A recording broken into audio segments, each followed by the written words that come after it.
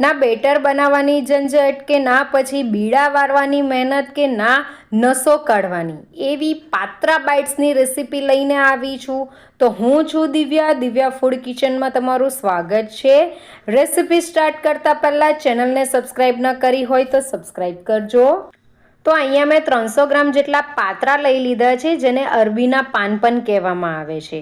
તો આપણે આજની જે રેસીપી બનાવવાની છે તેની અંદર નસોનો ભાગ અલગથી કાઢવાનો નથી. આવી રીતે 4-5 એક સરખા પાન આપણે ભેગા કરી દેવાના છે અને તેની સાઈડ પરથી પાનની સાથે જ એની નસો કાઢી નાખવાની છે. જે જાડી જે નસો આવે છે ને તે કાઢી નાખવાની છે. જે પતલી નસો આવે છે તેને કાઢવાની જરૂર નથી. તો તમે જોઈ શકો છો આ રીતના નસો કાઢી નાખ્યા પછી બધા પાનને આપણે મિક્સ કરી દેવાના છે અને આ રીતની વાળી દેવાનું છે અને વાળીને પછી તેને આ રીતે કટ કરી દેવાનું છે. જેટલી પતલી તેની સ્લાઇસો થાય, જેટલા પતલા આપણાથી પાત્રા કટ થાય એટલા પાત્રા આપણે કટ કરવાના છે.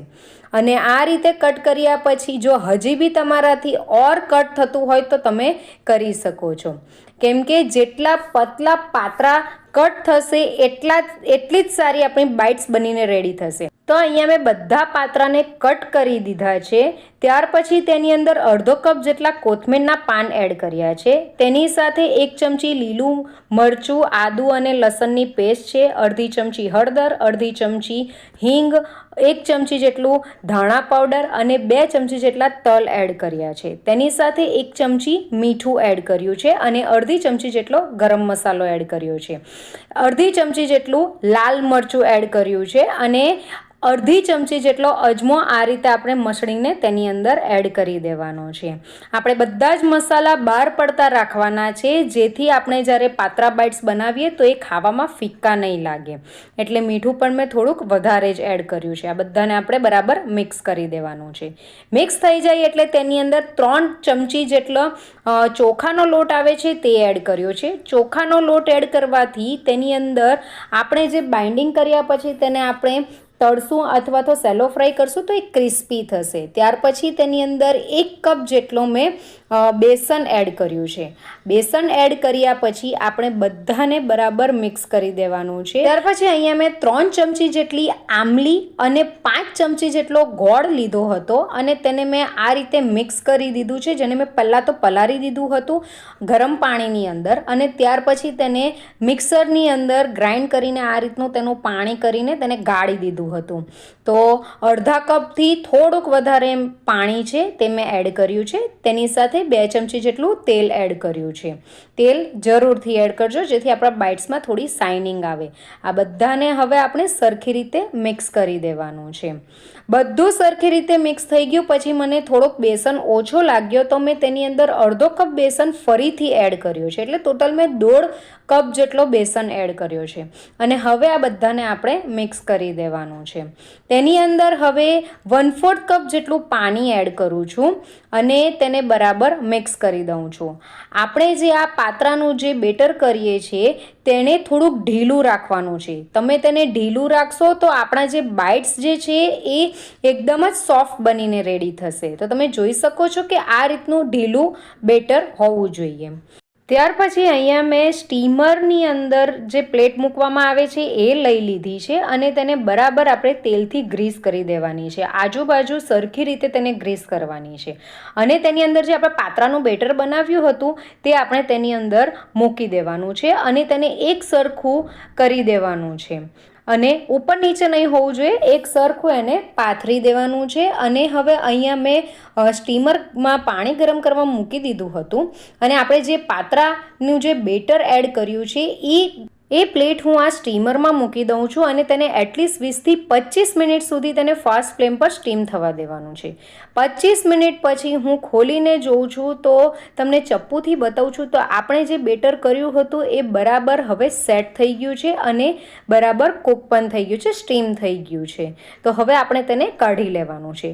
હવે આપણે તેને એકદમ જ ઠંડુ કરવાનું છે. ઠંડુ કર્યા પછી જ તેને કટ કરવાનું છે. જો તમે તેને ગરમમાં કટ કરશો તો બરાબર તેની બાઇટ્સ નહીં થશે.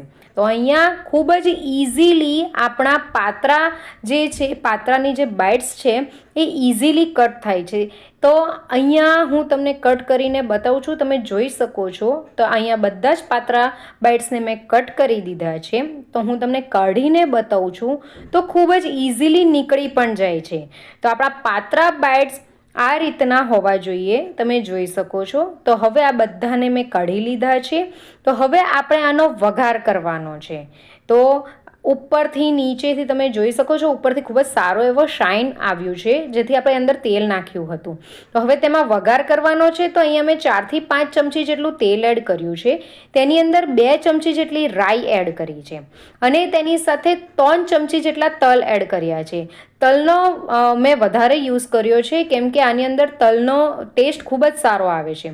તેની સાથે મેં મરચાં કટ કરેલા તે એડ કર્યા છે અને અડધી ચમચી હિંગ એડ કરી છે. આ બધાને આપણે 1 મિનિટ માટે સાંતળી લેવાના છે.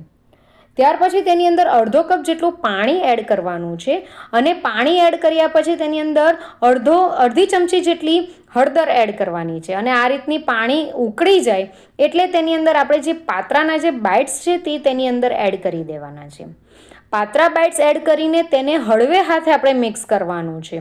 ખૂબ જ હળવે હાથે મિક્સ કરજો, અથવા તો જો તમારી પાસે નોનસ્ટિક પેન હોય તો તમે તેની અંદર પણ કરી શકો છો. ત્યાર પછી આપણા પાત્રા બાઇટ્સ વઘારાઈ ગયા છે. તો તેની અંદર મેં ઉપરથી કોથમીરના પાન એડ કર્યા છે અને આપણા પાત્રા બાઇટ્સ રેડી છે. તો હું એને સર્વિંગ પ્લેટમાં લઈ લઉં છું. તમે જોઈ શકો છો કે એક પાત્રા બાઇટ્સ આપણા ખૂબ જ સારા એવા દેખાઈ રહ્યા છે અને તેને તમે ગરમ ગરમ સર્વ કરી શકો છો. આ પાત્રા બાઇટ્સને તમે ફ્રાય પણ કરી શકો છો, સેલો ફ્રાય પણ કરી શકો છો. અહીંયા મેં ખાલી એને વઘાર્યા છે, પણ જો તમે સેલો ફ્રાય કરશો અથવા તો ફ્રાય કરશો તો ખૂબ જ સરસ એનો ટેસ્ટ આવે છે અને ક્રિસ્પી પણ તે બને છે. તો અહીંયા મેં કોથમીરની ચટણી સાથે સર્વ કર્યું છે. તમને મેં તોડીને પણ બતાવ્યું છે. ખૂબ જ ઇઝીલી એવા આપણા પાત્રા બાઇટ્સ સોફ્ટ એવા બનીને રેડી થયા છે. તો એકવાર જરૂરથી આ રેસીપી ટ્રાય કરજો. જો તમને મારી આજની રેસીપી ગમી હોય તો મારી રેસીપીને લાઇક કરજો અને તમારા ગ્રુપમાં શેર કરજો અને કમેન્ટ કરવાનું ભૂલશો નહીં. અને તમે ક્યાંથી મારો વિડીયો જુઓ છો તે પણ મને કમેન્ટ કરજો. Thank you for watching. By.